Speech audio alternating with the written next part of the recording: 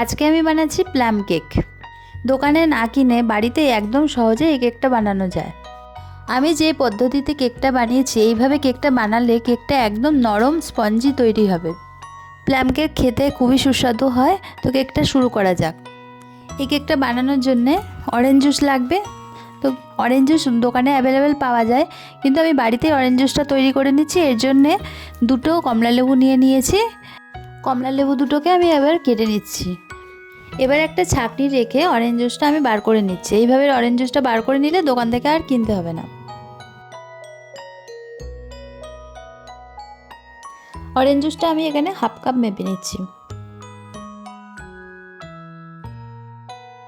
জুসটা আমি বাটিতে ঢেলে নিচ্ছি। আর এখানে আমি কিছু ড্রাই ফ্রুটস নিয়েছি।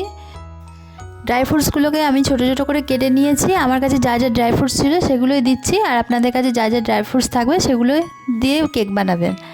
তো আমি এখানে নিয়েছি কাজু, কিশমিশ, আমন্ডস, কালো কিশমিশ, পামকিন সিডস, চেরি। তো এগুলোকে আমি অরেঞ্জ জুসের মধ্যে 1 ঘন্টা থেকে 3 ঘন্টা পর্যন্ত আমি ভিজিয়ে রাখবো। এখানে আমি 3/4 কাপ চিনি নিয়ে নিয়েছি। এবার এটাকে আমি লো মিডিয়াম আঁচে ক্যারামেল তৈরি করে নেব। আঁচ একদম কমিয়ে করতে হবে এটা। চিনিটাকে অনবরত নেড়ে যেতে হবে। তো গ্যাসটা আমি এখন অফ করে দেবো। তো গ্যাসের হিটে এমনিতে চিনিটা গলে যাবে। আর এর মধ্যে হাফ কাপ জল দিয়ে দেবো, নাহলে চিনি ক্যারামেলটা জমে যেতে পারে। ক্যারামেলটা নাড়তে নাড়তে খানিকটা মধুর মতন হয়ে যাবে। ক্যারামেলটা আমার রেডি হয়ে গেছে। এবার আমি নামিয়ে নিচ্ছি।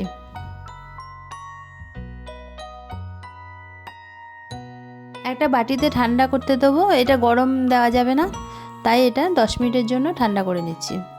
আমি এখানে একটা কেক টিন নিয়ে নিয়েছি আর Oddy eco bake butter paper দিয়ে দিচ্ছি। বাটার পেপার যদি আপনাদের না থাকে তাহলে তেল বাটার ব্রাশ করে একটা কাগজ দিয়ে দিলেই হবে।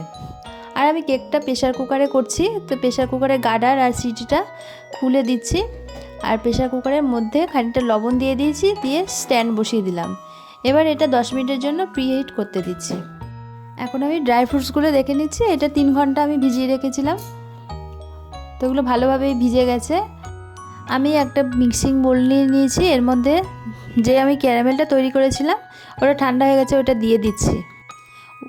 আমি এখানে 1/4 কাপ টক দই নিয়ে নিয়েছি। টক দইটা বেশি টক হলে হবে না, আর দইটা যেন রুম টেম্পারেচার হয়। আর এখানে 1/4 কাপ রিফাইন্ড অয়েল নিয়েছি। রিফাইন্ড অয়েলটা যেন বেশি স্মেল না থাকে। এই উপকরণগুলোকে আমি ভালোভাবে মিক্স করে নিচ্ছি। এরপর আমি একটা ছাঁকনি নিয়ে নিয়েছি। এতে 1 কাপ আটা দিচ্ছি। কেকটা আমি আটা দিয়ে তৈরি করব। আর আটা দিয়ে কেক করলে একটু মিল্ক পাউডার দিতে হবে, তার জন্য 2 চামচ মিল্ক পাউডার দিয়েছি। আর 1 চিমটে নুন দিয়ে দিলাম, এতে টেস্টটা ভালো আসবে। তো এটা আমি চেলে নিচ্ছি।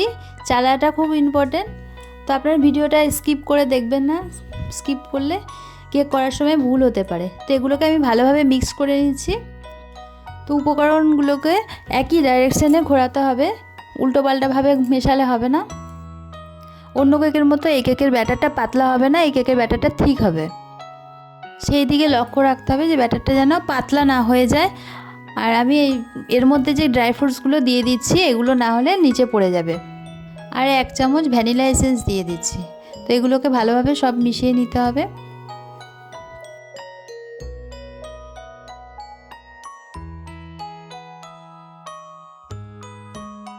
ব্যাটারের কনসেন্ট্রেশনটা দেখুন, ঠিক এরকম হবে।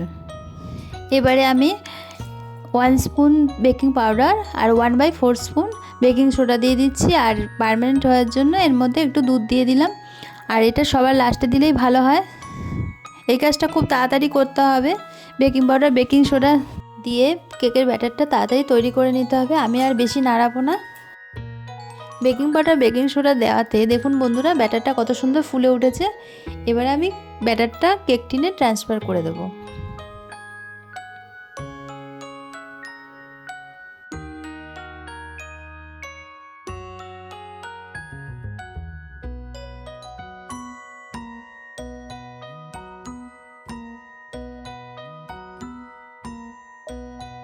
কেক টিনটা আমি ট্যাপ ট্যাপ করে দিচ্ছি, কারণ এতে যদি কোনো এয়ার বাবলস থাকে তাহলে বেরিয়ে যাবে। নাহলে কেকটার মধ্যে বড় কোনো ছিদ্র থাকতে পারে। এবার আমি গার্নিশিংয়ের জন্য কিছু ড্রাই ফ্রুটস উপরে দিয়ে দিচ্ছি। আপনারা আপনাদের ইচ্ছা মতো সাজিয়ে নেবেন।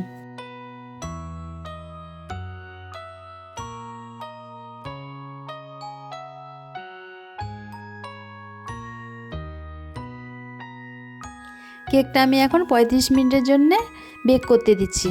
প্রেসার কুকারটা প্রিহিট হয়ে গেছে, 35 মিনিট হয়ে গেছে। আমি টুথপিক দিয়ে একটু কেকটা চেক করে নিচ্ছি। তো কাঠির গায়ে কোনো কিছু লাগেনি, তো কেকটা আমার একদম পারফেক্ট হয়ে গেছে। কেকটা আমি এখন তাড়াতাড়ি নামিয়ে নিচ্ছি। কেকটা কত সুন্দর হয়েছে। কেকটা আমি এখন 15 মিনিটের জন্য রেস্টে রাখবো। তো ঠান্ডা হয়ে গেলে আমি এটা ডিমোল্ড করে নেব। 15 মিনিট হয়ে গেছে, আমি কেকটা এবার ডিমোল্ড করে নিচ্ছি। তো কেকটা ঠান্ডা না হলে ডিমোল্ড করলে কেকটা ভেঙে যাওয়ার সম্ভাবনা থাকতে পারে।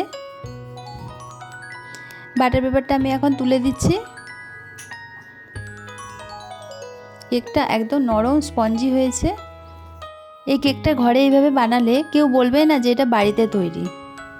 আপনারা এই কেকটা বাচ্চাদের টিফিনেও দিতে পারেন, আর ফ্রিজেও কিছু কন্টেনারে করে স্টোর করে রাখতে পারেন।